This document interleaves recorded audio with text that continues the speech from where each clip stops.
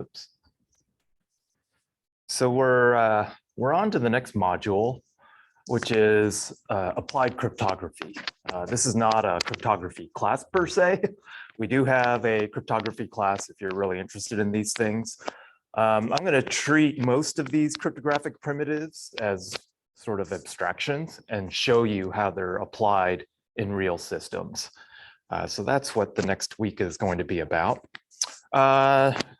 But first, I want to recall the properties that we were looking for when it came to security. We wanted these from the CIA triad: confidentiality, integrity, and availability.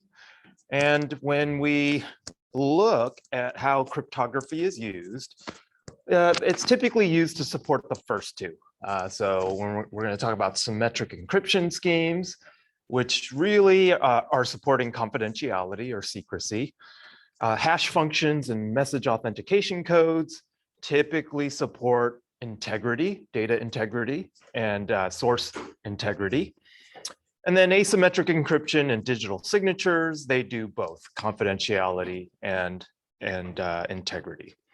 So before I do encryption, I'm going to talk a little bit about encoding, just do a review of encoding from CS201, because in the end, when you're trying to break like messages that have been encrypted, you have to know what to look for. Like, how do you know if you successfully decrypted something?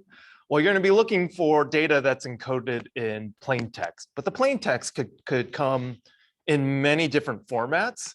And so you should be able to recognize some of the common formats. There's a TED talk from a reverse engineer who said he spent like an entire weekend trying to reverse engineer a file, and it turned out to be a picture of a cat that was on somebody's disk. And because he didn't understand the image encoding, he didn't realize he wasn't looking at machine code. He was looking at a JPEG image. So I thought that was pretty hilarious. He thought it was pretty hilarious, so it was all good. Okay, so we'll start with the number 321. And of course, when we look at this number, we're implicitly assuming this is decimal.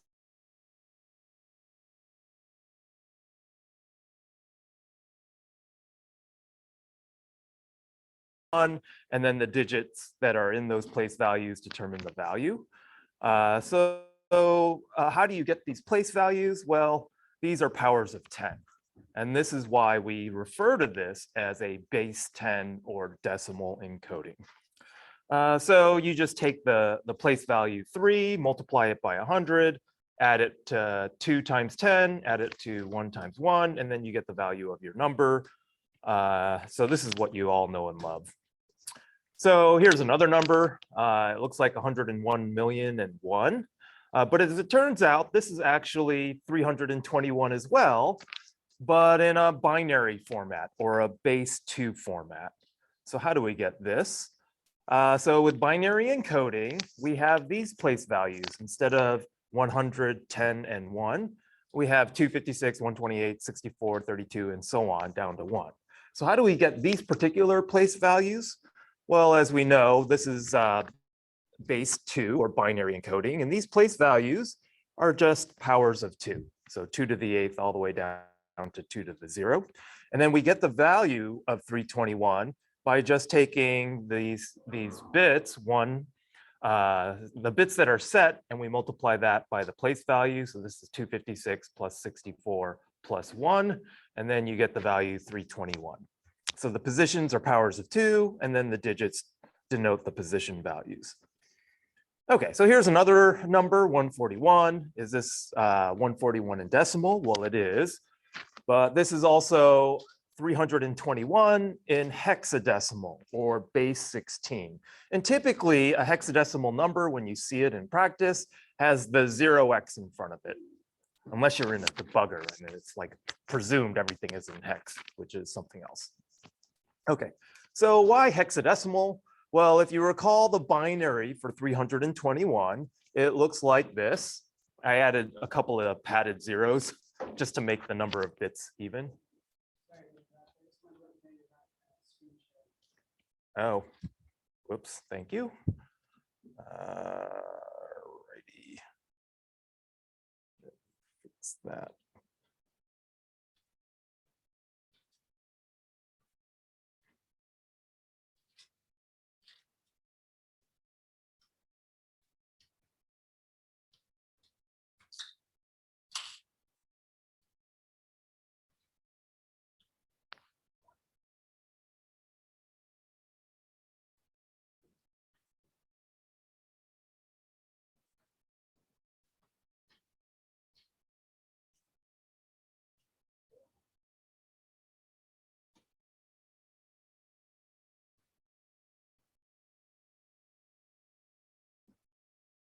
Okay, so why is this, or why hexadecimal? We get to this encoding. The easiest way to get to this encoding is from the original binary, or from binary. And so if you recall this binary for 321, it's got this bit pattern, and I added 3 leading zeros just to be able to divvy up the bits in an appropriate way. And so this is the bit encoding for 321. What you do for hexadecimal encoding is you group these things in groupings of 4 bits. And then this is what it looks like, right? So you have each of these sets of 4 bits, these 3 sets of 4 bits. And then if you split them up, you see that this is the binary for 1, the binary for 4, and the binary for 1.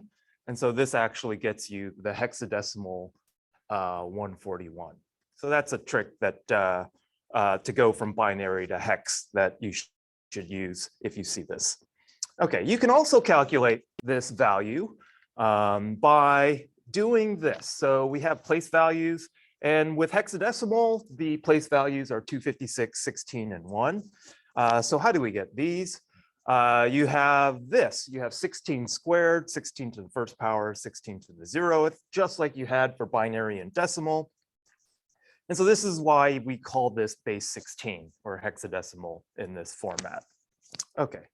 And then to get the actual value of this hexadecimal number, you take the place value, or the value position, and then the place value that's there, and you multiply them together, and then this gets you 321. And so these positions are powers of 16, but in order to represent the value that goes into each one of these digits, in base 10, we needed 10 digits, 0 through 9. In binary, we only needed 2 digits, 0 or 1. In hexadecimal, you need 16, right? So this is where we use 0 through 9, and then the first 6 letters of the alphabet, A through F. So this is the mapping, right? So you have in hexadecimal, you have 0 through F. These are the decimal values of those of that number or that digit, and then the binary representation. So you should be able to go back and forth from binary to hexadecimal easily, actually. So here's an example. If you're given an arbitrary hexadecimal number, OCD, then what you would do to calculate that is you take the place, the positions, and then you would say, well, this is 16 times C, but C is actually decimal 12. So this is 16 times 12 plus D times 1, and then D is 13. So this is how you would calculate that. And then OCD is 205 in decimal. Hex OCD is 205 in decimal. Okay, so hopefully this is all review. Here's another number. This is hex 33, 32, 31. And so is this 3,355,185? Yeah, it is. And so that's the hex representation of this decimal number. That is true. But it's also the representation of 321 in ASCII. So what is ASCII? As it turns out, all the data types that programming languages use are interpreted on top of binary, right? Everything in a computer is binary, it's bits, 0 or 1. How do we get higher level data types? How do you represent a string when it's all bits? As it turns out, humans have defined basically a mapping between the bits to higher level semantic values. And in this case, ASCII is just one of these things. So the ASCII encoding is a 7-bit representation for characters. And of course, because we like addressing data in bytes, which are 8 bits, we store ASCII in an 8-bit byte. And then this means that 1 bit is basically unused. And that's the most significant bit in the byte. So when you see ASCII encoded data, it's like every bit in that every most significant bit in that data will be 0. And then you know it's an ASCII payload. And this is used everywhere. It's in URLs, in web pages, in email. It's typically, the ASCII encoding is usually used as the default in most text file formats. So here is our hexadecimal string or hexadecimal value again. We'll break this up into bytes, and each byte is going to be 2 of these 4-bit hexadecimal digits, right? So each of these digits is 4 bits in hexadecimal, and so in order to get a byte, you need 2 of these. So you collect these up into groupings of 2 in pairs, and then you have these bytes, hex 33, hex 32, and hex 31. And then you have this table that has been defined that will map that data into the semantic value that it maps to on your computer. And then your program will interpret this data via the ASCII table. And if you look up this ASCII table, there's this part right here that says hex 31, hex 32, and hex 33 are the characters 1, 2, and 3. And then these are the other ones in the ASCII table. So this is truncated. I don't have the rest of that thing there. And this is how this gets interpreted as the characters 3, 2, and 1. And that's what I put the single quotes there to differentiate that from the integer 3, 2, and 1. Okay. You might also come across this Unicode encoding set, and this is a family of encodings. And then this is also referred to as UTF, the acronym, like different UTF encoding schemes. And this is a set of these alternative encodings that can use multiple bytes in the encoding, not just a single byte. And this is really needed to support internationalization. So if you have an Arabic character set or a Chinese character set, how do you encode those characters in a digital format? And so the ISO has standardized different encodings to represent these kinds of characters in data. So Python 3 has gone to an abstract string class, and then it has decoupled strings as an abstract class from the way that they're encoded. And so this is a shift from Python 2. And so Python 3, one of the big shifts in Python from 2 to 3 is the way it handles strings. And so in Python 3, you have this abstract string class that says, oh, this is the abstract string hello. If I actually want to send that over the wire using a particular format, say ASCII, then I'm going to have to explicitly say, I'm going to encode this string into ASCII. And then I can say, give me the hex result. So if you just do this encode, it'll give you the raw bytes. But then you say, well, what is the hex representation of those bytes?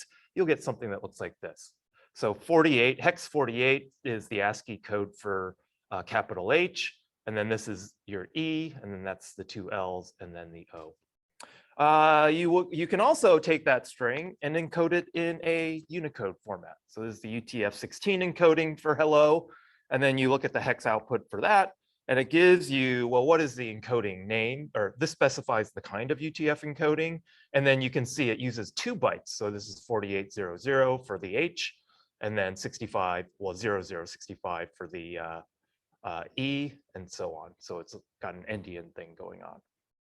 Are there questions about this encoding? Okay, that's pretty straightforward. There are other common encodings that we'll see. And so this is like, if you take the web security class, we've got like URL encoding, HTML encoding. Encoding is a big deal when it comes to computers, and doing it wrong can lead to a bunch of problems. And that's a preview if you want to take the web security class. Okay, another very common encoding is the base 64 encoding. So the idea is that if I have a whole bunch of binary data I'm trying to send from one machine to another, and I don't want to send raw binary, one of the ways, say the receiving program doesn't like raw binary, or it has an endian problem in terms of parsing raw binary, the base 64 encoding format allowed you to take that binary data and then represent it in printable ASCII characters and a subset of printable ASCII characters. So we saw with ASCII is a 7-bit format, but the 7-bit format has a bunch of characters that don't print very easily.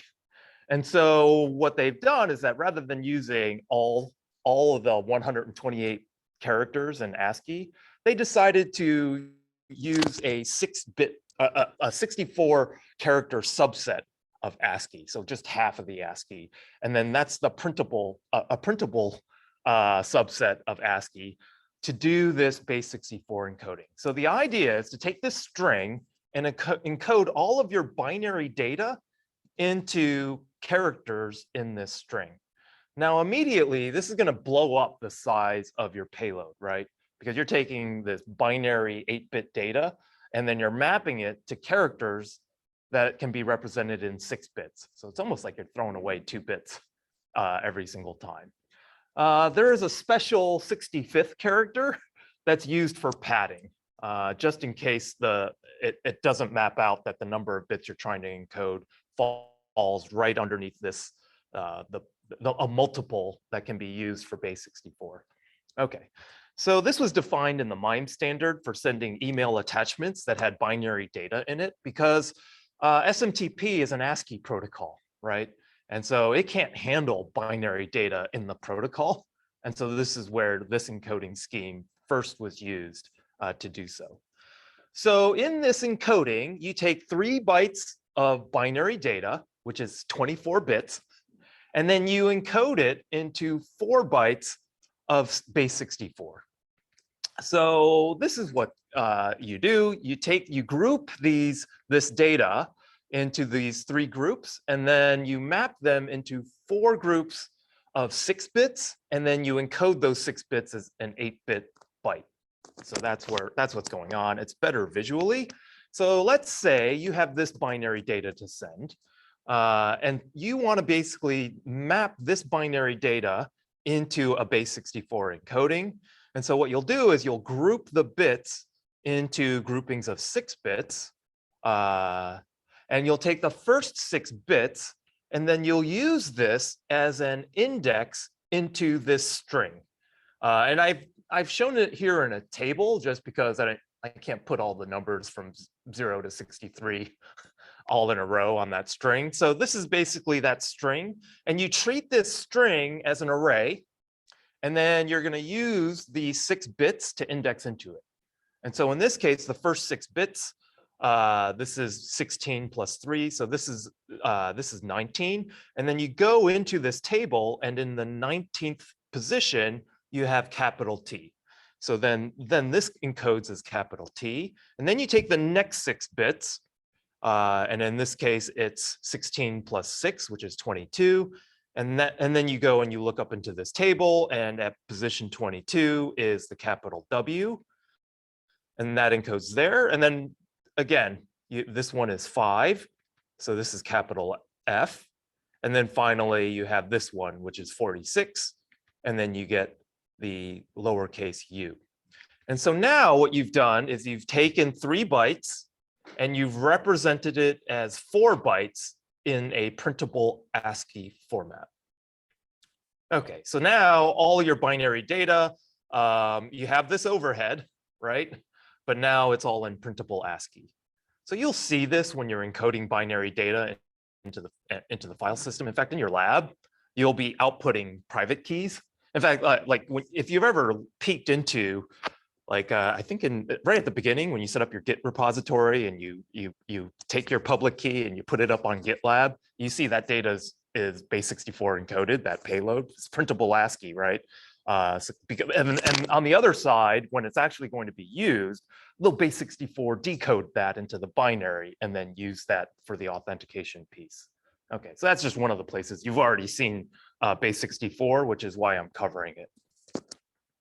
Okay, there are questions about that? I like this visual as well. Say I want to encode these 3 characters. These are ASCII characters.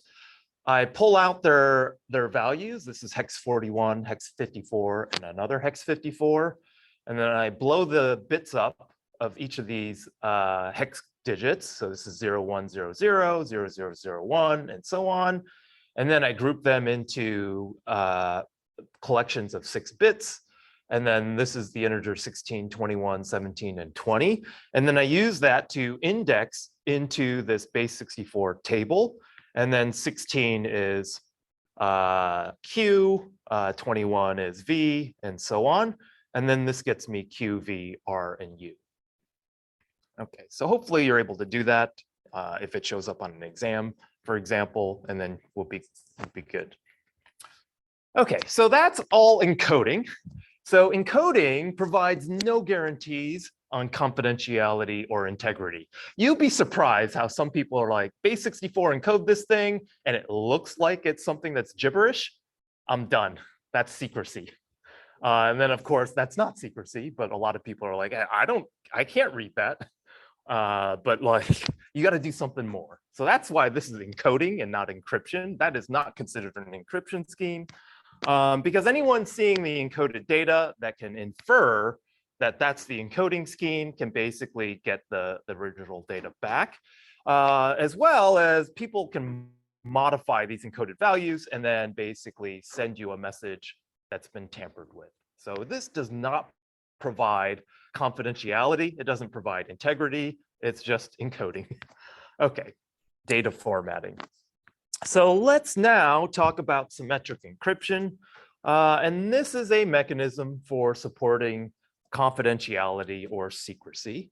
For every symmetric encryption scheme, we call it symmetric because they all fall under this particular pattern. It relies upon a shared secret that two endpoints have that no other party does. So the adversary doesn't have this shared key. And so you generate this key K, and then you have a message in plain text M, and the encrypted version of that message is the ciphertext C. And the symmetric encryption scheme will define these algorithms. There is a key generation algorithm to generate that shared key. And this typically for symmetric encryption is have someone go into a hardware random number generator and get some entropy from that generator to create your key. So that's typically how it's done. And then you would take as the plain text, you would use that key with this plain text and call the encrypt algorithm of the scheme to generate the ciphertext. And that's what this notation is. Encrypt using this symmetric key, that message, and then it produces the ciphertext. And then to decrypt this, the receiver also has this key. It will take the ciphertext that's been given, call the decrypt algorithm, and then retrieve the original message back. And the notation we're going to use here is the decryption of the key, the decryption of the ciphertext with this key. Okay, so it gets its name because you're using the same key to both encrypt and decrypt, and it's shared. So if you're able to encrypt, then you're able to decrypt. These schemes are really fast. They're easy to accelerate, and they're good for large amounts of data. So you'll see these symmetric schemes underneath when you're transferring a whole bunch of data, like Netflix, video streaming over Netflix, typically is using one of these things. But the real problem with symmetric encryption is how do we bootstrap the sender and the receiver with keys that they share that is secret? So that's a problem. Okay, here is a picture of how it works. Alice and Bob somehow have bootstrapped a shared secret between them that's random, that the adversary doesn't have. So that's what these green keys are. Alice has a plain text message, which is this notepad thing, and then calls the encrypt function using the key and generates this ciphertext on the right, sends this over to Bob, and then the adversary, because the adversary doesn't have the key, the adversary sees this ciphertext, but then can't decrypt. And then on the other side, Bob has this, takes this ciphertext, has this key, calls the decrypt function, and then it gets the plain text back. So you'll be emulating this in your labs using OpenSSL. So OpenSSL has all the cryptography algorithms built, written into it. And so it's a nice toolkit for you to utilize encryption schemes in a hands-on fashion. Okay. So the heart of symmetric encryption schemes are block ciphers.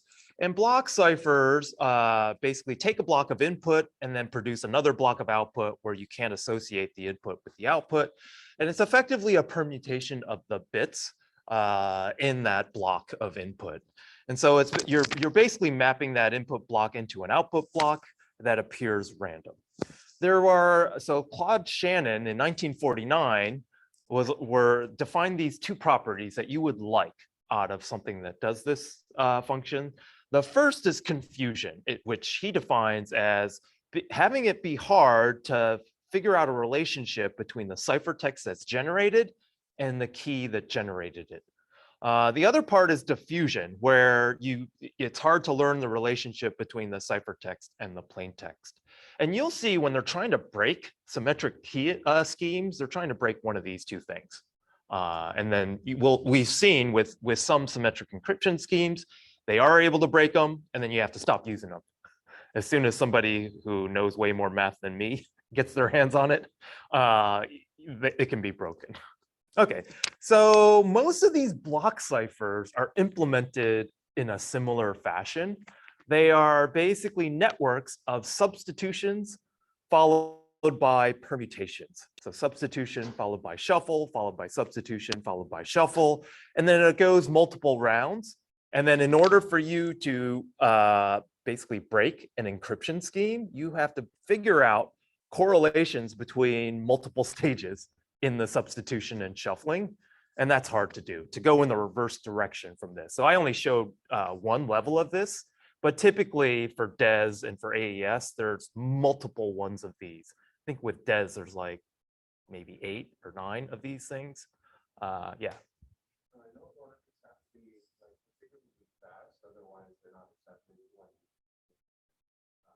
Yeah, this is super fast. Yeah.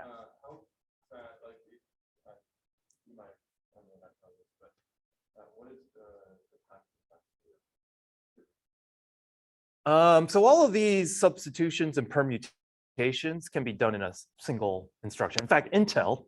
So Intel is like, oh, everything, like as soon as like TLS got pushed out everywhere, Intel's like, I better make sure my CPU can do all of this stuff very quickly. And so they're always building like right now, AES, the entire network has a single instruction that can run in 10 cycles. So yeah, it's basically, but it's linear based on the amount of bytes. So order n based on the number of bytes that you're sending, obviously. But like that constant, Intel is always shrinking that constant. Well, and AMD too. Like the CPU manufacturers are always trying to decrease that constant by doing these instructions. So yeah, like 10 years ago, no, not 10, maybe 8 years ago, that's when the AES instruction, the x86 had in its architecture, the AES instruction. It does one round of AES actually. It doesn't do the whole thing, but that's a single instruction in 10 cycles. But that's trivia. So one of the first implementations of this that was widely used was DES, the data encryption standard, from 1977. This was designed by IBM with the help from NSA. And this was the standard for very many years, for a whole bunch of years. This was something that we were like, when I was an undergraduate, this was one of our final projects in one of our classes is to implement DES. And so this was fine for a while, but then they realized there were some weaknesses in these S boxes. Like the settings in these S boxes allowed someone with the ciphertext to infer what the plain text was. And so some people were, the conspiracy theorists were like, oh, that got injected in there intentionally so that people could break the codes.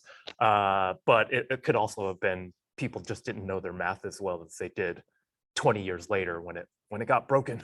Actually, not 20. I forget when it was really weakened, but yeah, sometime later. So you should never use DES, but it's there in legacy systems being used. This got replaced in 2001 by AES, this advanced encryption standard. It's got a bigger block size.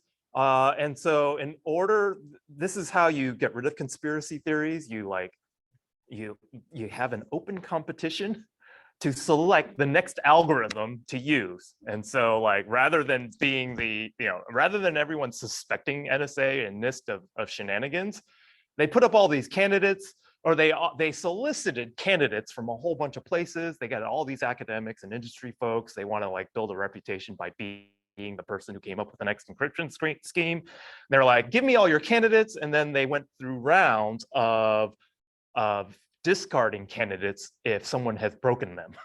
And so after the release of all these algorithms, everyone was trying to break the other algorithms that were out there to become the standard. And it was this kind of survivor game that allowed them to select the winner, which is currently AES. And most people are like, yeah, there's no backdoor. We're like this is an open, transparent competition. And so now we're like, yeah, use AES. AES is fine. And so that's where this got standardized in '02, and this is used prevalently underneath. Okay. I looked at it. DES was cracked around like 1997, 1998. Oh, so I guessed right. They gave it out to like a competition for different teams to try to crack it. Okay. They were using like really expensive IBM computers. Uh-huh. And it would take like 56 days to crack something. Yeah, and so they weakened the key size. That key size was 56 bits, and I think they brought it down to an attack of like that would have been equivalent to like 40 bits or something like that.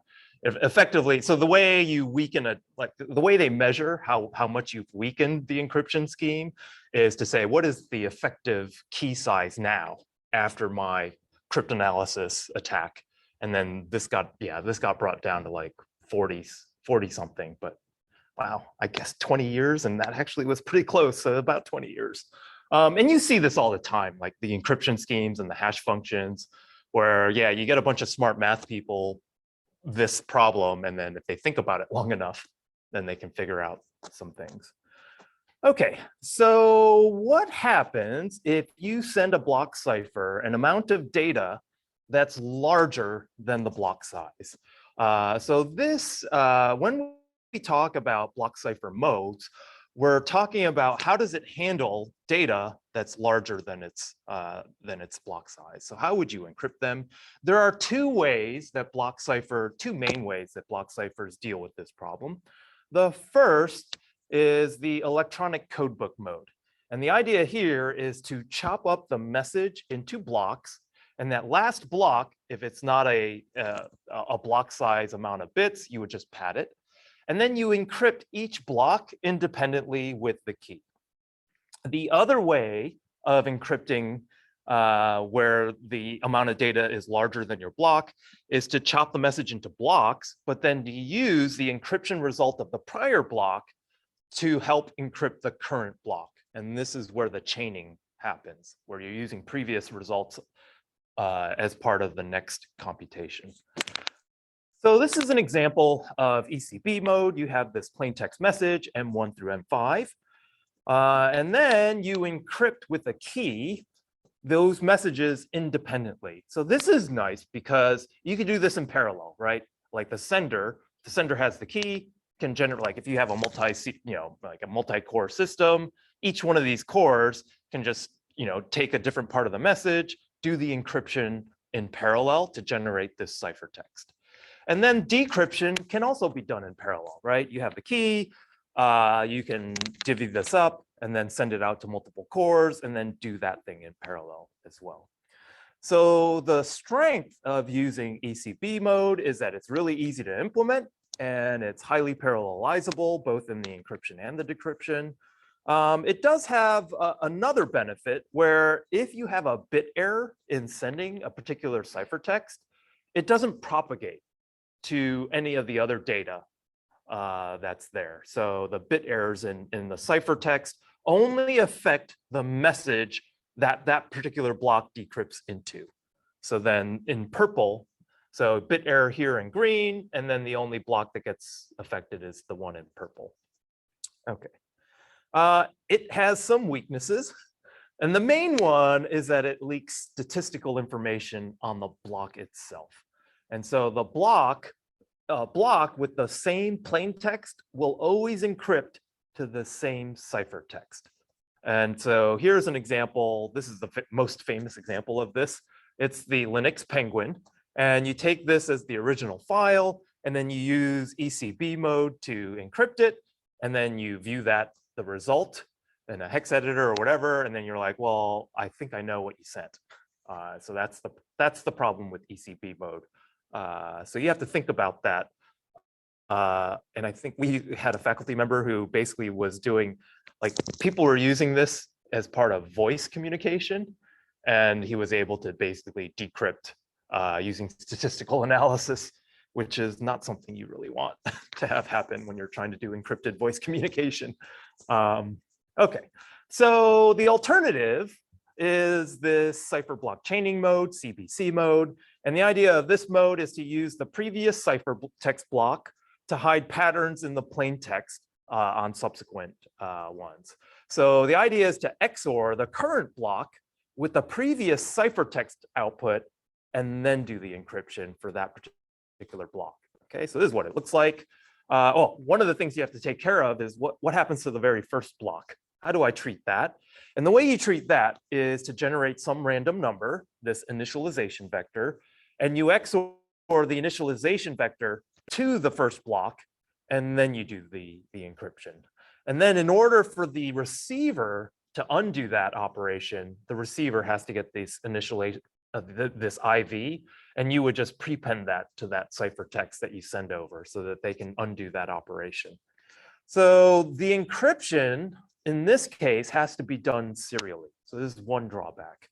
So this is why it has to be done serially. You take that initialization vector, you XOR it with the first block, and then you do the encryption, and that gets you the encrypted version of the message. And then you take this and you XOR it with the second block before you do the encryption. But in order to do this, you have to have the result of C1 generated before you can then do the next step. So this is where the encryption is a little bit slower because you're doing this sequence and you're chaining it. Okay, but the nice thing here is that the decryption can still be done in parallel, as it turns out. And so here you take the IV and you basically get this message, you get the IV, the ciphertext blocks, and then what you can do is you can just XOR, or you can decrypt each one of these using the decryption key all in parallel. And then to generate the plain messages, you would just do the XOR after this decryption. And again, this can be done in parallel because now all of these values are available to you because they were generated in parallel, and then you can get the messages back. So you have a little bit of a slowdown in the encryption, but the decryption is in parallel, and you hide the statistical properties of the plain text. Okay, so those are its strengths, but the weaknesses are slower encryption. You also have the problem in this case where the bit errors in one ciphertext block will end up corrupting multiple blocks. In fact, one error will propagate into two blocks, as it turns out, just because of the way the thing is set up. And so this is an image of this, an example of this. So if I have a bit error in C2, it's going to mess up its own decryption for M2. But then because of this thing is being XORed with the output of this C3, it's also going to corrupt M3. So the bit error will propagate one block in this particular scheme. Okay. I mentioned earlier about padding.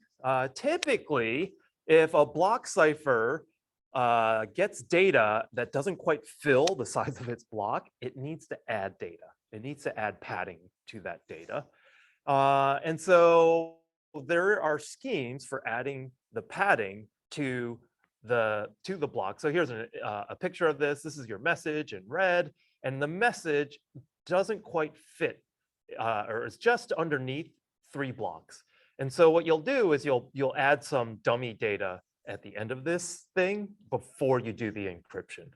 And so the standards for doing so that you might come across are PKCS 5 and 7, and these are ways of padding the message in a standard way. And so in this case, the padding byte that you put in there indicates the number of bytes that were added. So here's a picture of this. If you have everything except, if you're 1 byte short and you need to add a single byte, then you pad it with 01. If you're 2 bytes short, then you pad it with 0202, and so on. And this will disambiguate the number of padding bytes that are being sent with this payload. Okay. So those are block ciphers. They are used inside of something that we'll call stream ciphers. So one of the problems with using fixed size blocks is that sometimes you have a stream of data that you want to send, and you want to be able to stream that data without block boundary sizes necessarily. And this is often built with an existing block cipher. And the idea is that the block cipher will generate a key stream that looks random. And then you will XOR that key stream random data to the actual plain text, and then you'll send it across. On the other side, the receiver generates that key stream as well, and then takes that ciphertext and then just does an XOR to recover that data. So that's what a stream cipher is used for. So in this case, there is no notion of padding because you're getting a stream of data going through from sender to receiver. Yep. So on the previous slide with the block padding, if you have extremely small amounts of data that block, would that make it more susceptible to being regular tables where they calculate out possibles with, if there's 3 characters and the rest is padding, wouldn't that make it more?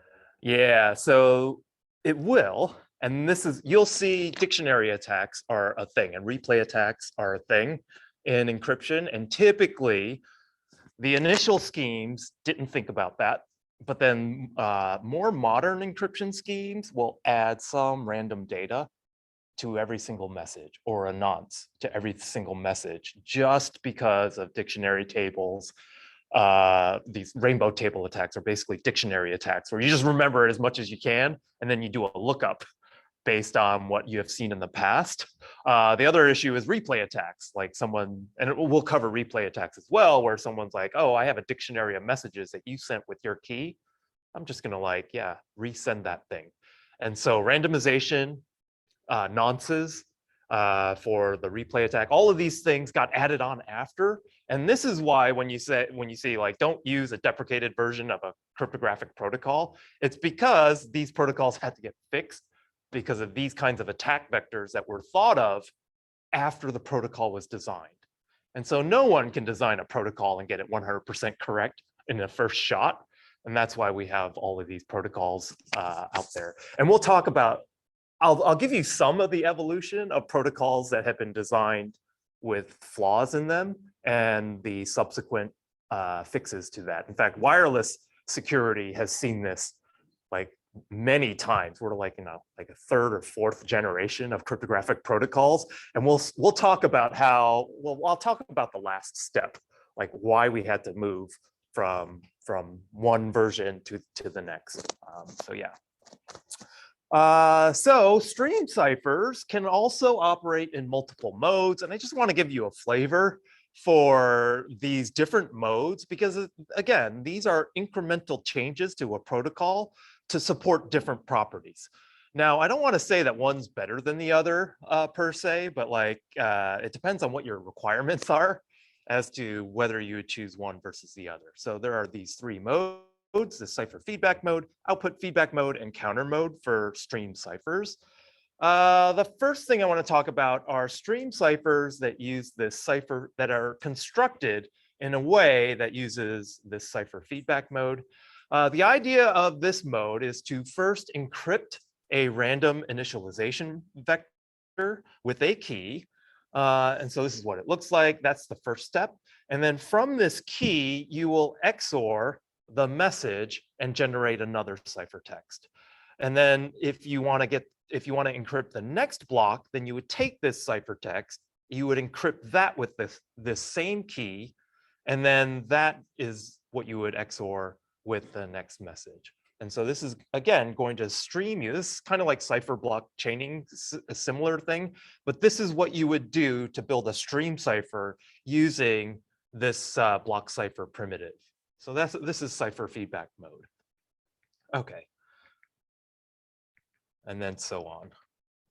So you just repeat that until the end. One of the problems with this mode is that the bit errors in the ciphertext will propagate, right? Because if you have a bit error here, this is going to mess up this block and cause this thing to change. which is going to make this thing fail when you decrypt it, and so on. So the errors are going to are going to propagate forward on the decryption. I don't show this here. I don't have a figure that shows it, but that's basically what's going on with this mode. Another way of building this stream cipher is to take that initial vector, encrypt it, and then it generates some random data, and then you encrypt that random data again to generate a key stream straight from the initial vector, the initialization vector. And so here you can generate all of these things done in one set, and then you have a stream of random bits going through here that look random, and then you take every one of these message blocks, and then you do the exclusive OR on that. So this is what it looks like.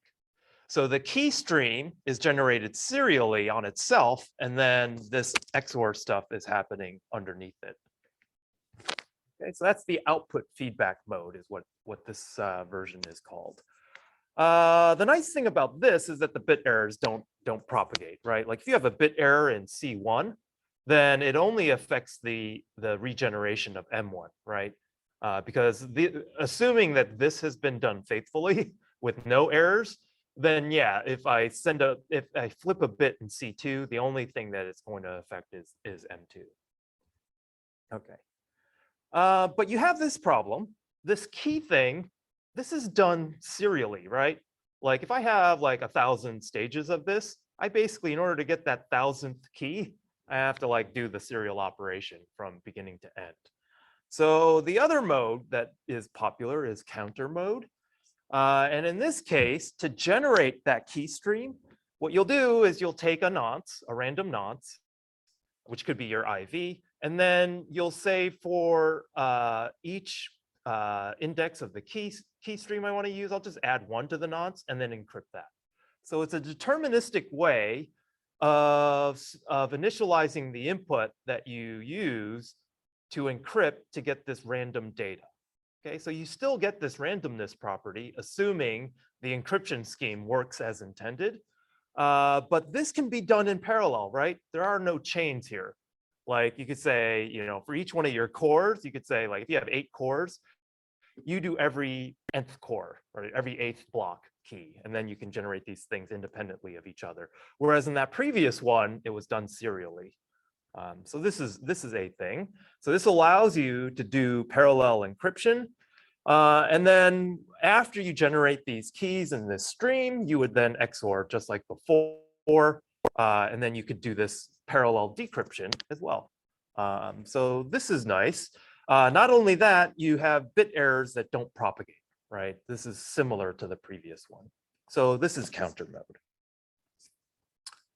Okay, are there questions about symmetric I had to encryption? look it up, the word nonce, because I haven't heard that before. It stands for number used once. Yeah. Like a random single use.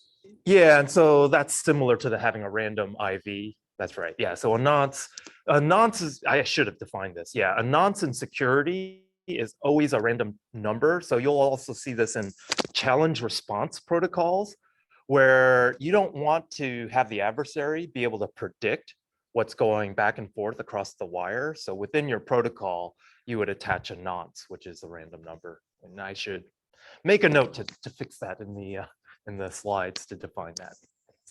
Okay, thanks for clearing that up. Let's see here. 50 minutes. I think I will cover hash functions before I give you a break. So the symmetric encryption schemes only provide you confidentiality. You need something else if you're interested in data integrity or source integrity or authenticity in this case. And that's what hash functions and message authentication codes are used for to do this operation. So just to give you an example, we'll have a message tampering example where we're going to use a symmetric encryption scheme. We encrypt a payload, and then the adversary flips a single bit in that payload. How does the receiver know that that bit has been flipped? And how can they detect that modification? Well, right now, it's just faithfully going to run the decryption scheme, and there's no way to actually check for that.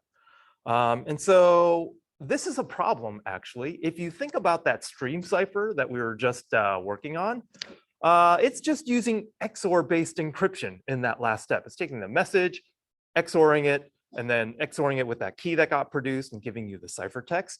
If you think about one of those last two encryptions, an adversary would want to be able to flip some of these bits in the ciphertext in order to generate a plain text that wrecks your system.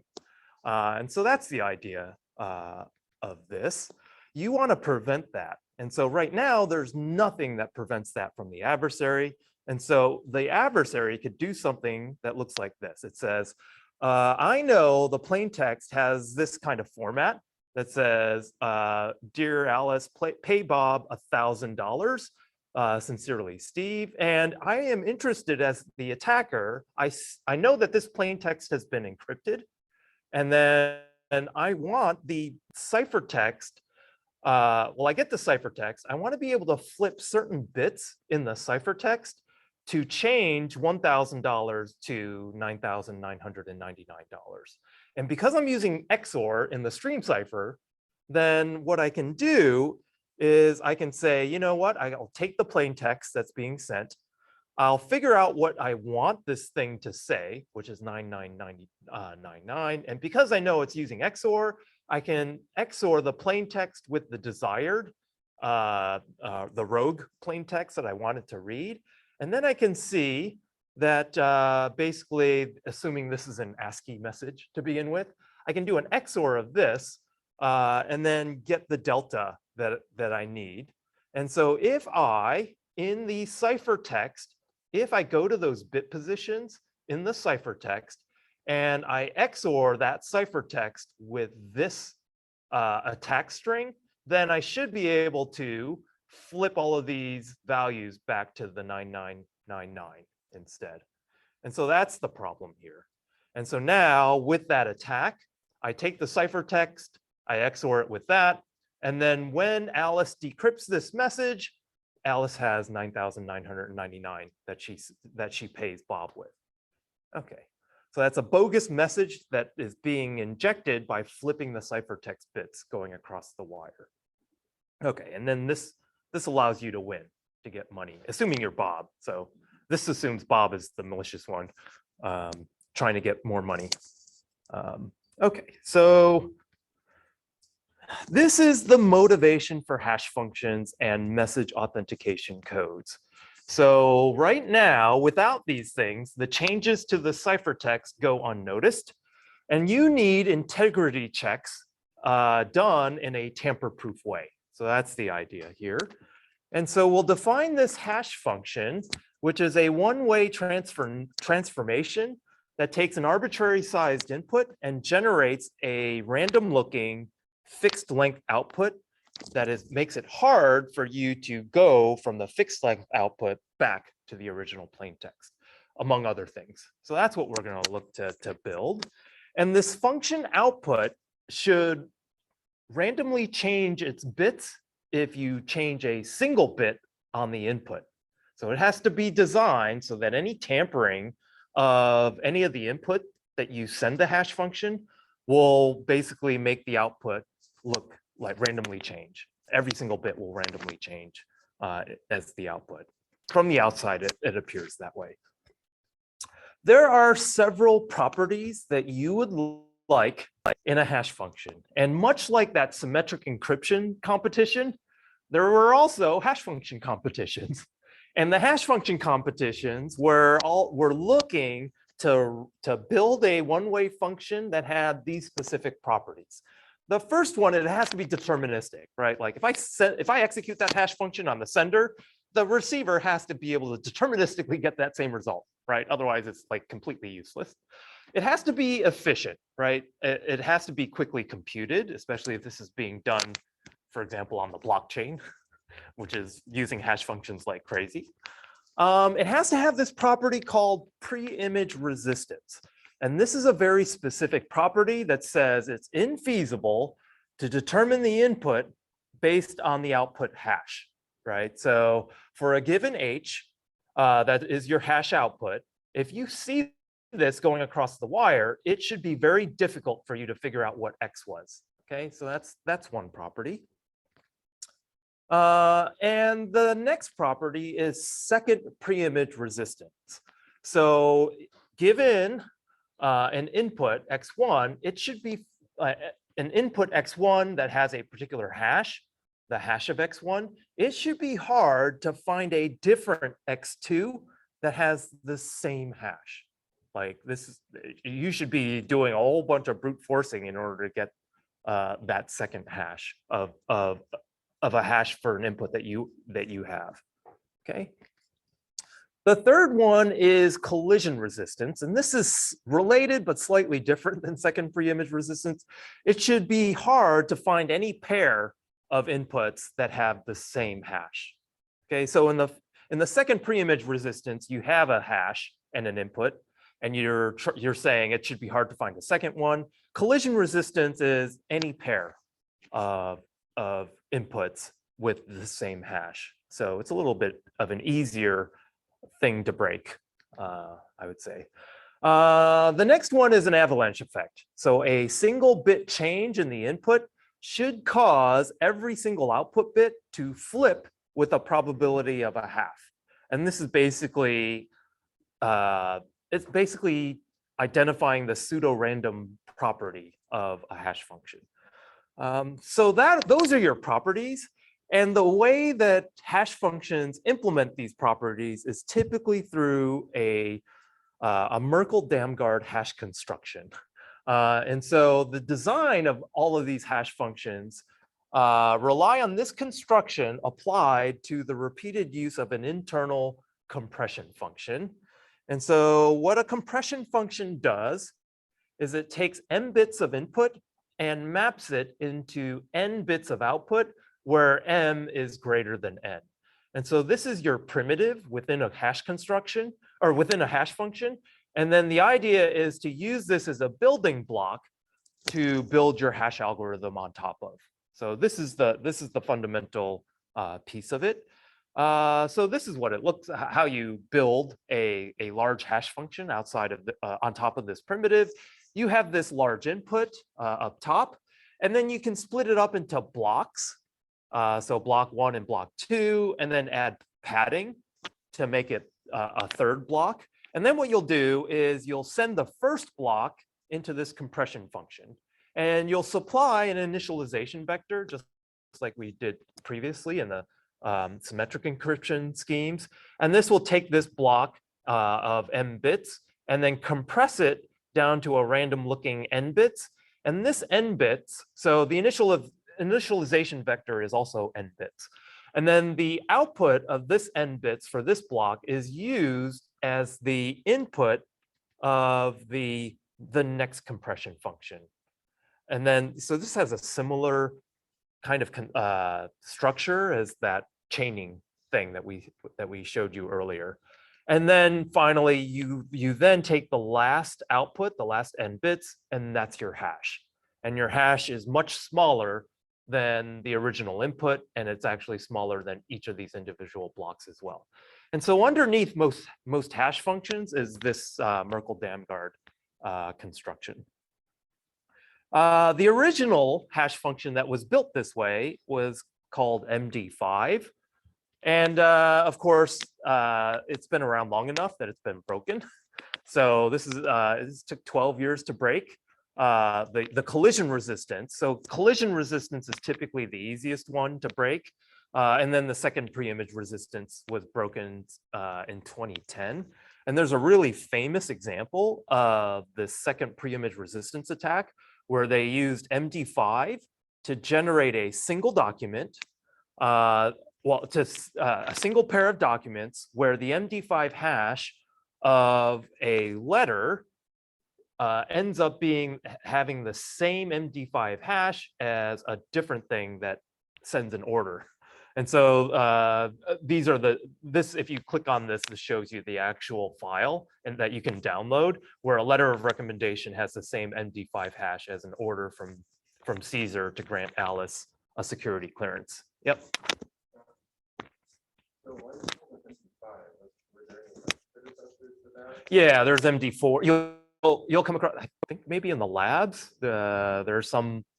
So when you're breaking hashes in the lab, if you look at Hashcat, so I think one of the exercises I have you do in the labs is to look at Hashcat. So Hashcat has all of the hash algorithms that I've used, and it's like hundreds of them, right?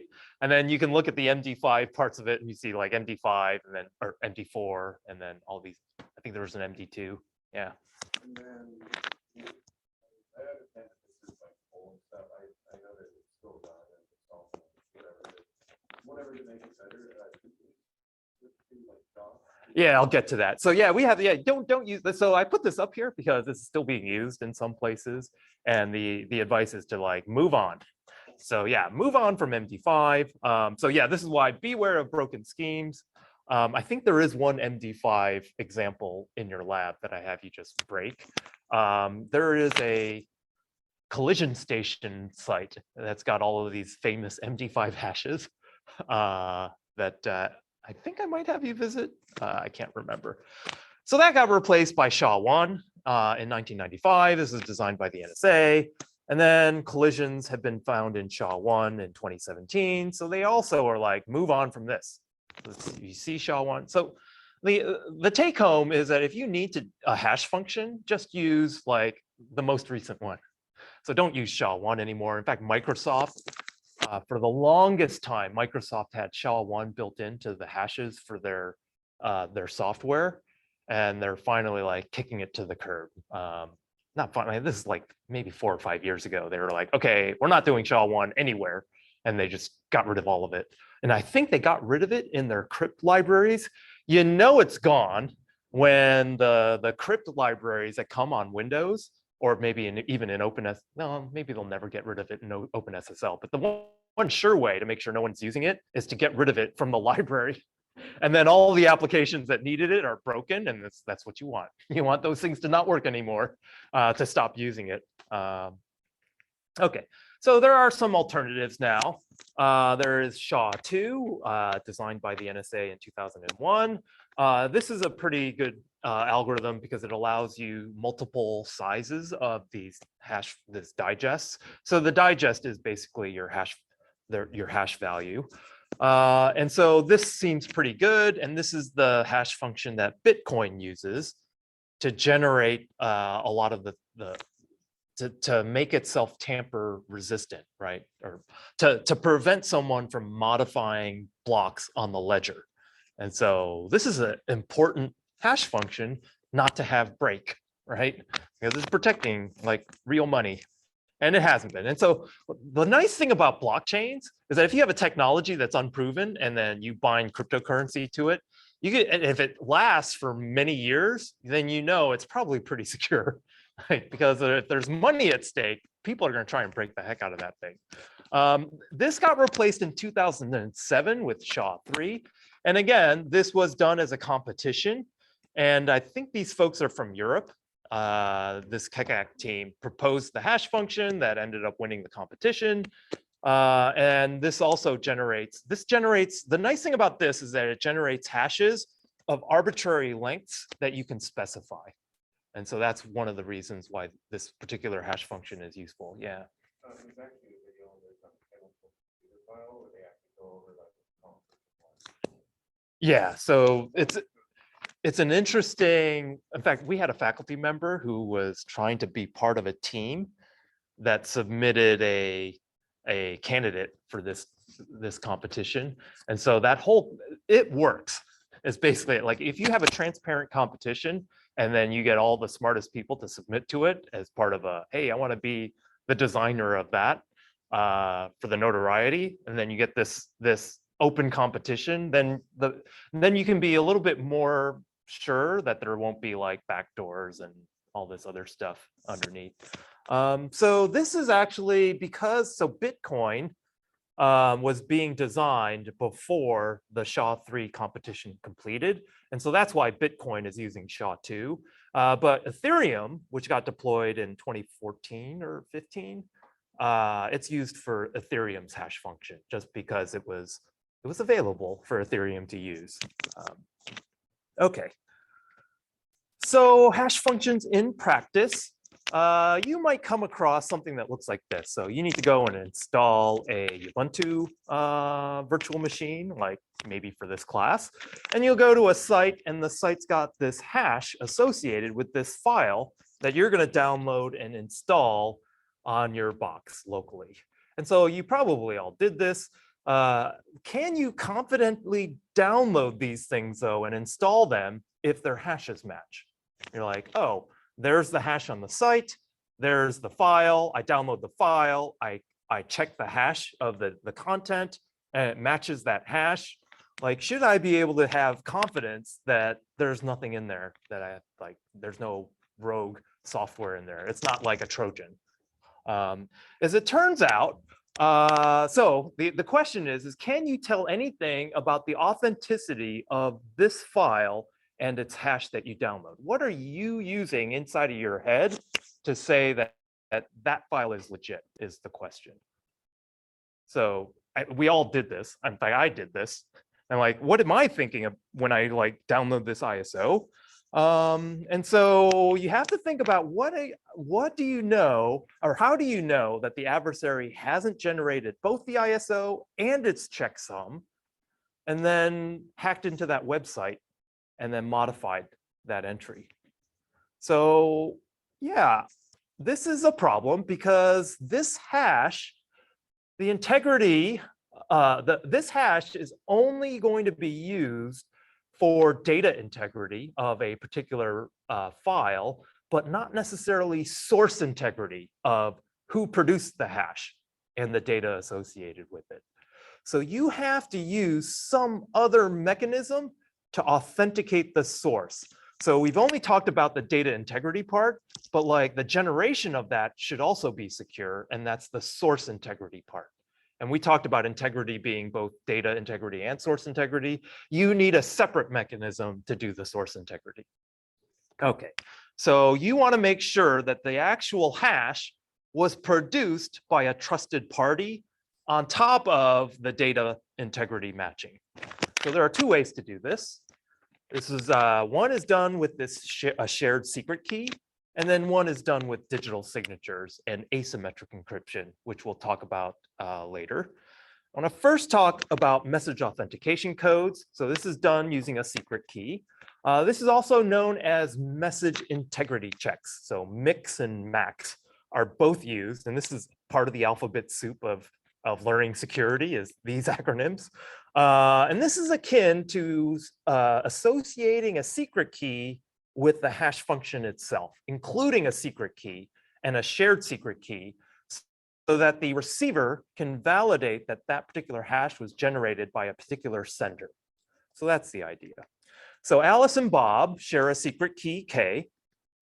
Alice uses K to compute the message authentication code for each message. So you take that message, take that secret key, generate a hash function. So this MAC is basically a hash function that includes extra data, which is the key, and then generates this MAC, which I'll call A. And then Alice will send the message along with that MAC code. And then Bob will use this shared secret key to verify the MAC. So they'll regenerate that MAC function using the message and the secret key, and then compare that to the message that Alice sent. And then there is basically where you would get the authentication done on the data itself.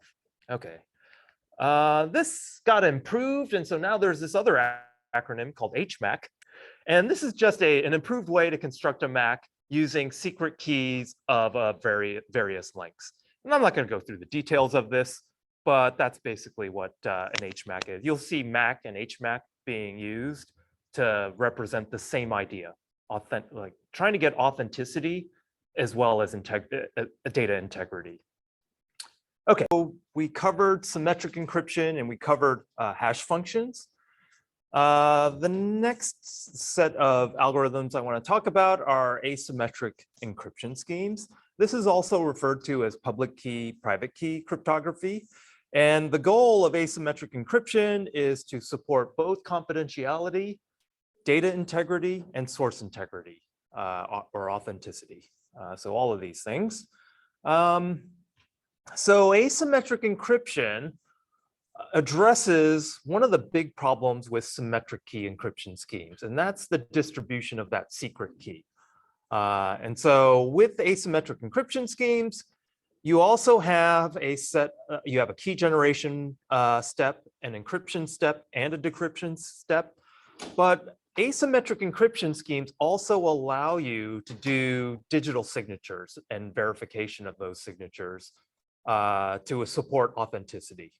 The idea of asymmetric encryption is to use different keys to encrypt and decrypt messages. And that's where the asymmetry comes in. Anyone can take a public key and encrypt a message with that recipient's public key, but only the recipient has the private key. And so only the recipient will be able to decrypt that message that has been encrypted. So that's the idea. The problem with public key cryptography is that it's usually very slow. It's really hard to accelerate, and it's only good for tiny amounts of data. And we'll see what the definition of tiny is. But one of the really nice things about asymmetric encryption is that the key distribution problem is made a lot easier because all the intent is for you to publish your public key everywhere. You're not trying to keep that secret. Okay. And this is just an aside. I used to teach this blockchain class, and that's all basically what cryptocurrencies are doing. It's your wallet address is your public key, and then you have to keep your private key associated with your wallet private. Otherwise, everyone has your cryptocurrency, has all the balance of your account. Okay, so there are some examples of this. For the most part, we're going to use RSA, but there's better algorithms out there. There's ECDSA, and then there's elliptic curve things that are harder to break than RSA. RSA has been a target for quantum computing for many years. And so, but the examples are just easier to teach with RSA. The abstractions are similarly used. Okay, so some figure definitions for what I'm going to go through. There's a public key that the recipient has in blue, has a private key in red that is kept secret, has plain text and ciphertext again. In terms of utilizing this, Bob will first generate his key pair using the key generation algorithm. And so this is his public key, private key pair, and then sends the public key over to Alice. And then Alice takes the plain text that she's about to send to Bob, runs the encryption algorithm, using Bob's public key, generates this ciphertext, sends the ciphertext over, and the adversary, because the adversary doesn't have the private key, can't do anything with this ciphertext.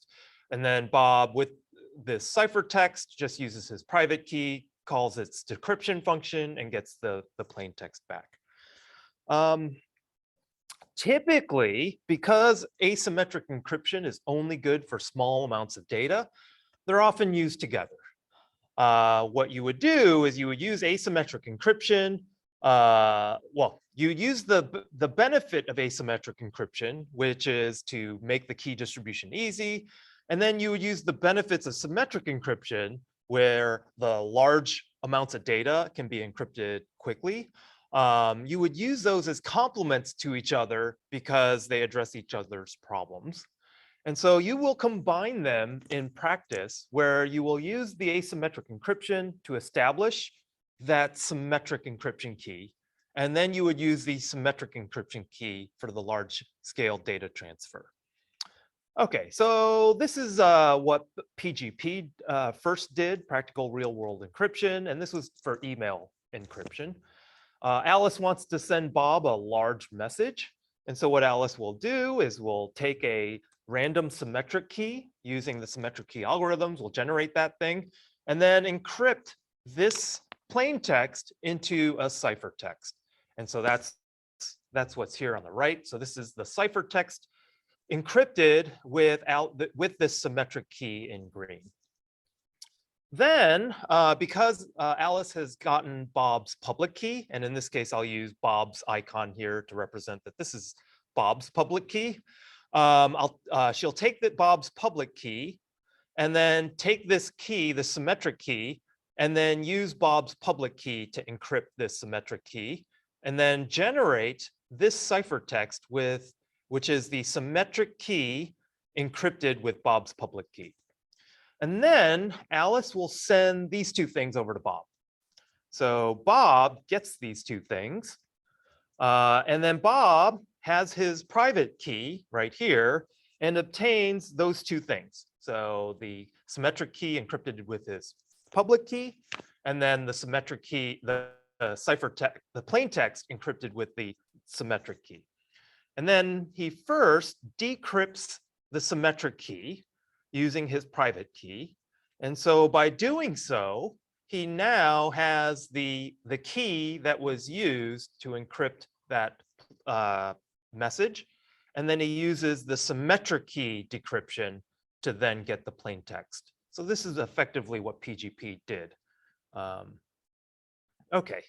Are there any questions about using both of these things? This is a pattern that shows up in protocols, cryptographic protocols over and over. Okay. So one of the one of the first algorithms for doing so was the RSA algorithm. And the RSA algorithm is using properties of modular math to encrypt these small amounts of data. And the security of RSA derives from the difficulty of factoring large products of prime numbers. And so with RSA, you establish n, which is a product of two prime numbers, p and q, unknown prime numbers. And these are the things that you would keep secret. And so the idea for the adversary would be, well, so as the person generating these keys, you would, like Bob would generate these two prime numbers. And then the product of these two prime numbers is the public key, but then the actual numbers themselves would be the private key in this case. Okay, so I have it flipped. In this example, I have Alice generating the key. And so Alice generates the two large primes, P and Q. And then what she does is computes the public key, which is n, but then it computes this special function, this special mathematical function that is a product of p minus 1 and q minus 1. And this actually is basically n. So this is little n in this case, but it's the same as capital N, minus p plus q minus 1. So she computes that. And then she also computes this small random number e, where e and phi of n are relatively prime, and then this little e is less than phi of n. Now this sets her up with a shortcut for doing the decryption. So the mathematical details behind this are not important in this class. Maybe in the cryptography class, if you take it, it would be important, but not here.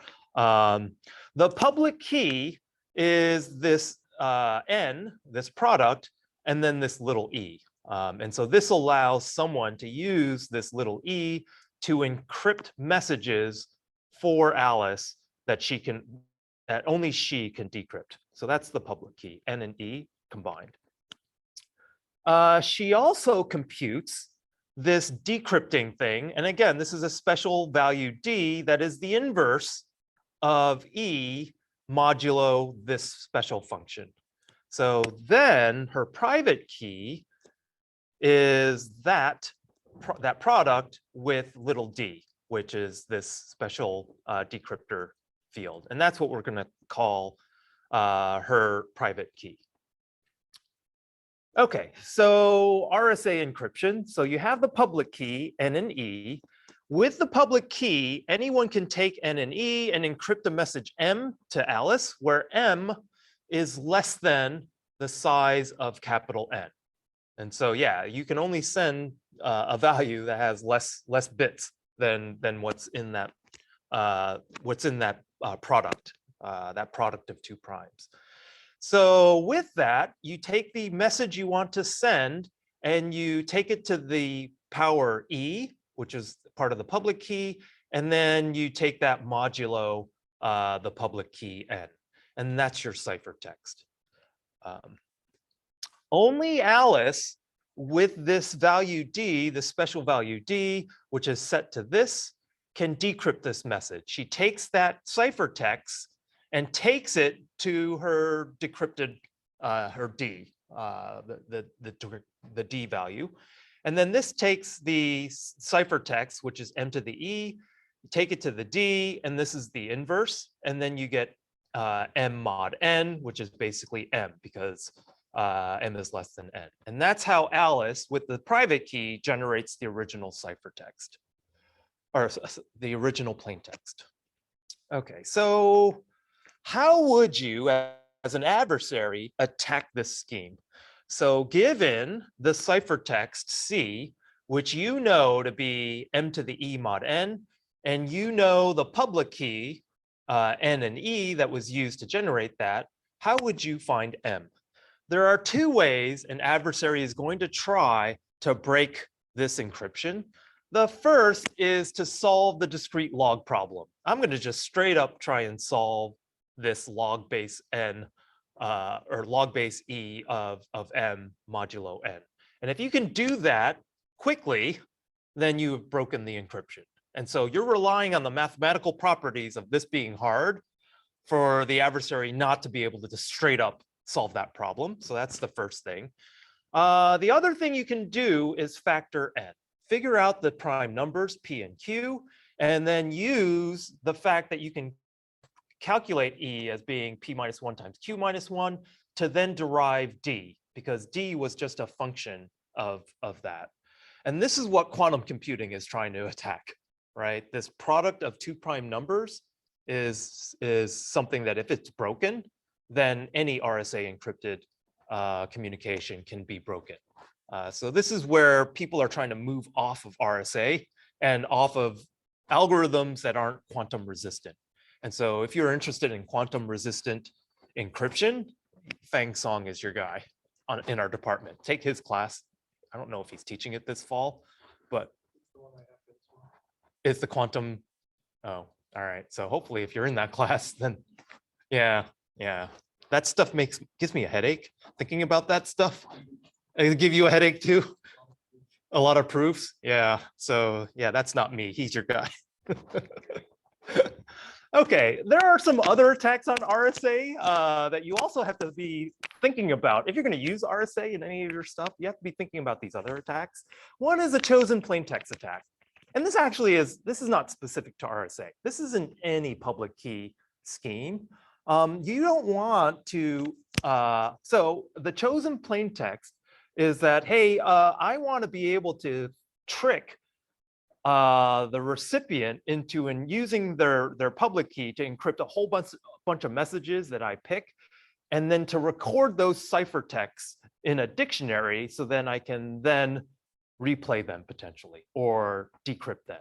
And so if you are using the RSA scheme and you have it being basically operating as an oracle, where an adversary can send data to the oracle and get messages back, the adversary can then log a whole bunch of messages that you have used with that RSA key. So typically they tell you with your public key to not use it to encrypt things predictably, or to not allow it to be used as an oracle, to basically minimize its usage.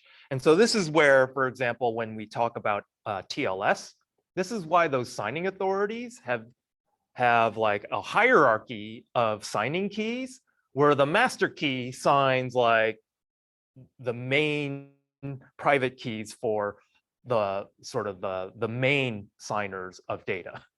So that allows you to not use your keys as part of this chosen plaintext attack. Okay. So the next thing I want to talk about is digital signatures, because this is the flip side of the public key cryptography schemes.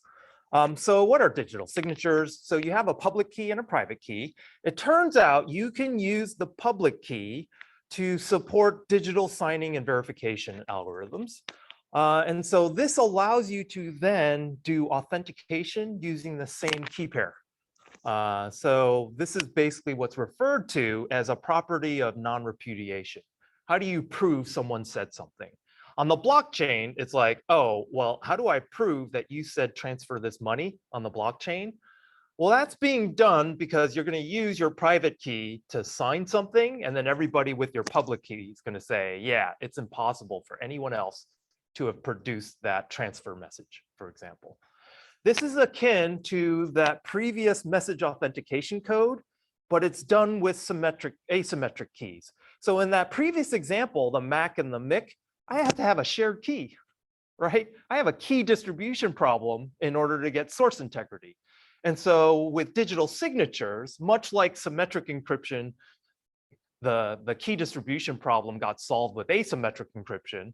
The same thing with the integrity thing. The MAC problem, the message authentication code problem, where I needed to distribute that key, that gets solved with digital signatures because now I just do this public key, private key distribution.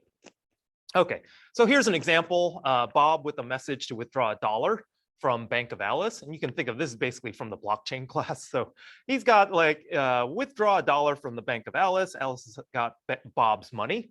And so Bob will sign the message using this private key and then generates this thing on the left of that, which is his signed message. And then Alice will take that signed message and then with Bob's public key, run the verify function. So again, the sign and the verify functions are part of these public key, private key schemes. And then if this checks out, if in fact this public key, if this private key can be validated as having signed this using that associated public key, then I say, okay, Bob was the only person who could have sent me that signed message. I will debit Bob's account and then send $1 to him. Okay, so this is basically how cryptocurrencies work. Users generate a wallet, which is basically a public key, private key pair. They use ECDSA in this case. And then they sign transactions with their private wallet key. And then every recipient and every node in a blockchain will verify that that signature was used using the public key, which is basically the wallet address. And then basically the wallet address is effectively the public key of the actor. Okay, so typically we said that these public key, private key schemes are only good for a tiny amount of data. But if you're trying to sign an enormous file, which is here on the left, then you're going to need to do something else. And that something else is to take that data file and use that hash function we talked about earlier to compress it down to a smaller set of bits. And this one-way function is going to help us compress that down in a way that's tamper resistant. So you generate this smaller hash, and this hash has to be smaller than the size of your private key, public key pair in terms of bits. And then you use that private key to do the RSA operation, to do the basically the signing. And then you generate this digital signature, attach it to the original file, and then the recipient will take that data file, regenerate the hash of that data file, and then we'll take this signature, and then with the public key of the sender, figure out whether this hash corresponds to this signed value. And then if so, then you have validated it, okay? This is what's being done when we're talking about those Ubuntu ISOs, right? Like you'll have some signing keys that only Canonical will be able to generate a signature for. And Canonical will export the public key. And everybody knows Canonical's public key. And then it'll sign the hash that you then put up on that website. And if someone tampers with that, the signature won't match. And you'll see, because you'll go to Canonical and say, hey, unless they've messed with Canonical's public key, then you can be sure that only Canonical could have generated that hash. And then you can install your Ubuntu ISO. This is in fact what happens when you do an apt install. So the way Ubuntu has been configured is that it has some of the public keys of repositories that it trusts. And when you do an apt install, it's going to pull the data through there, and it's going to say, well, give me the signature of this package that I just downloaded, and you're going to use the public keys in your default configuration to make sure that those packages are signed by vetted sources in the repository. Okay, so here's a question. What about replay attacks? So I have Bob sending a message. It says withdraw $1. And I'm gonna wipe Bob's account out. So I'm gonna just say, I'm gonna replay this to Bank of Alice. And this does happen. And yeah. So you're like, okay, how do I prevent that? And this happens a lot. People don't necessarily think of replay attacks when they're designing protocols. And this is where replay prevention is something that you have to make sure is done from the ground up. So this is an issue that your protocol has to think of. And of course, in blockchains, they did think of this.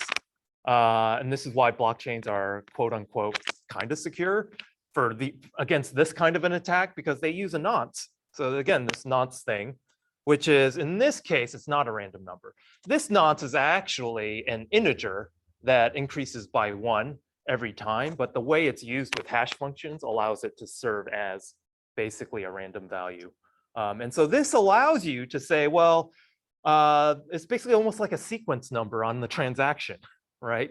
And so that allows you to prevent a replay attack, because if I replay this transaction, everyone's going to know that this basically with a transaction number associated with it, and they won't actually debit the account multiple times.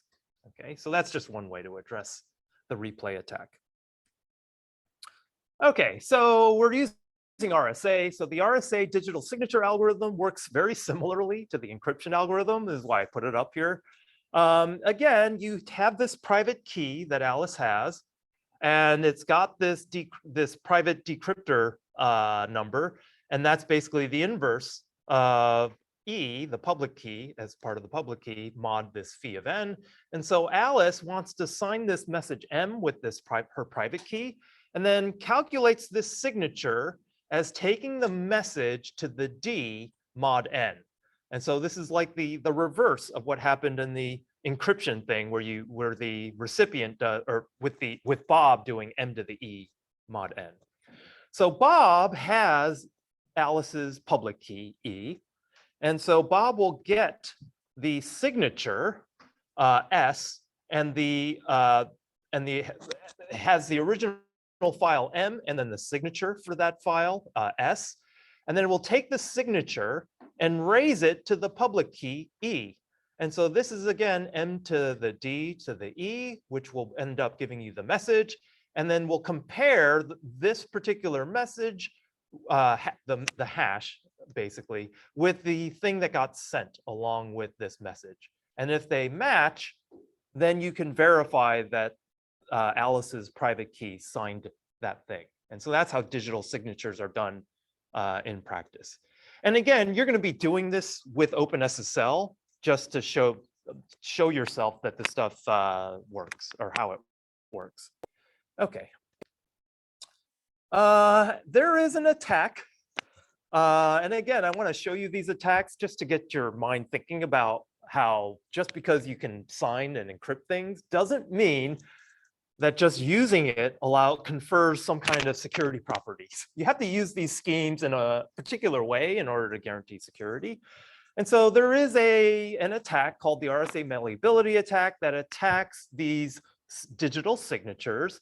And if you're using digital signatures naively and forgetting about the fact that it's just math underneath, you can subvert the math to make it to generate signatures of things that you want Alice to sign rather than things that Alice wanted to sign. And so this is how it works. Consider a situation where a bank sends an ATM the user's account balance B, and then a signature that validates that this balance is what the bank sent. And so in this case, you intercept the balance in the signature. The adversary does. The goal of the adversary is to basically intercept these messages and somehow multiply the balance B by 100 and generate a signature that matches that so that you can get free money from the ATM. So that's your goal. And the first step would be to deposit exactly $100 in your bank account and then ask for your balance from the ATM. And then you attain, assuming that you're tapping the network connection between the ATM and the bank, you get this message that says, this is the balance of 100 message. And this is a signature saying that this ATM signed this balance. And so this is the signature, 100 to the D mod N, and that's your signature. Then on a subsequent balance request, say I'm just gonna, I deposit a whole bunch of stuff in my balance, and then I ask again for my balance, and this time it's in blue, so some arbitrary balance B, and then I'll get a different signature S, which is that value B to the D mod N, so that's another signature.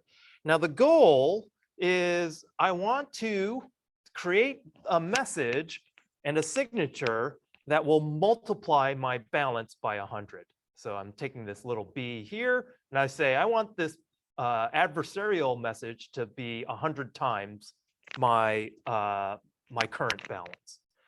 And so this is what you need. You need a signature S prime that has this, that's 100 times B to the D mod N. And as it turns out, you now have the values to generate that message, because you have this original, you have the current signature S, which is B to the D mod N. You have the one for when your balance was exactly 100, which is 100 to the D mod N. If you multiply these two values together, these two signatures, then you get 100 to the D times B to the D mod N, which is 100 times B to the D mod N, which is basically B prime to the D mod N, which is S prime. And so you've multiplied your balance by 100. So this is where, when you're applying public key encryption, you actually do have to understand a little bit of the math underneath. And in this case, this is a very famous, the malleability attack on RSA. So you would never want to do this while you're using RSA. Okay, there are some countermeasures to this, and you might see some of these things in some of the protocols that are being supported. And the idea is to add padding, randomness, anything to make that malleable construction, to break it, actually, to break that malleability. So that's the idea of all of this stuff, is to add padding, add other things into that, rather than just naively signing these kinds of messages that can be put together to generate other signatures that you didn't ask for.